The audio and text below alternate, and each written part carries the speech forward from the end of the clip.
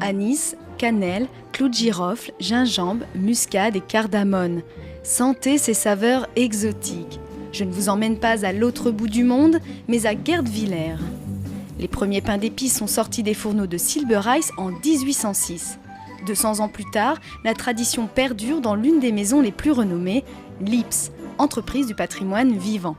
Tout récemment, on a été nommé entreprise du patrimoine vivant. Et ça, on l'a eu parce qu'on travaille toujours à l'ancienne. Malgré des machines, il y aura beaucoup de travail manuel, mais on veut garder nos vieilles recettes. Les vieilles recettes et le savoir-faire se transmettent de génération en génération par les différents pains d'épicier qui se succèdent dans la maison. Chez Lips, il y en a pour tous les goûts. Recettes à l'ancienne, au miel, aux figues, en forme de cœur ou de bonhomme. Et pour les plus avertis, les traditionnelles langues de pain d'épices. Un moyen sympathique de collectionner les images de Saint-Nicolas et du Père Noël. Pour la dégustation, par contre, c'est à vous de choisir. Sucré ou salé, petit déjeuner ou foie gras. Les gens d'un certain âge qui ont connu le pain d'épices autrefois, ils retrouvent vraiment le goût du pain d'épices tel qu'il était autrefois. C'est ce qu'on a perdu plus ou moins avec le pain d'épices industriel. Et ça permet aussi aux jeunes de redécouvrir un goût qu'on avait autrefois. Le saviez-vous, la préparation du pain d'épices est longue, très longue.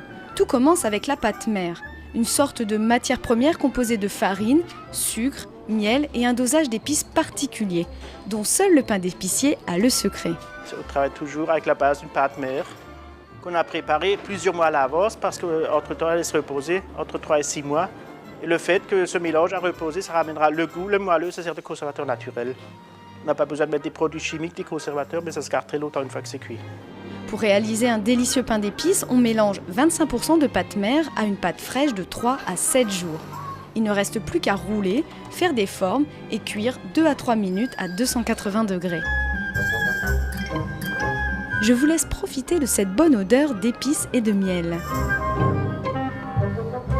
Après la cuisson, on décore à la poche ou au pinceau avec un glaçage composé de sucre glace et de blanc d'œuf. En Alsace, la tradition du pain d'épices remonterait au Moyen-Âge. Pour preuve, la maison Lips regorge de trésors. Vous trouverez dans son musée un lieu chargé d'histoire sur les moules, les pains d'épices et sa capitale, Guerdwiller.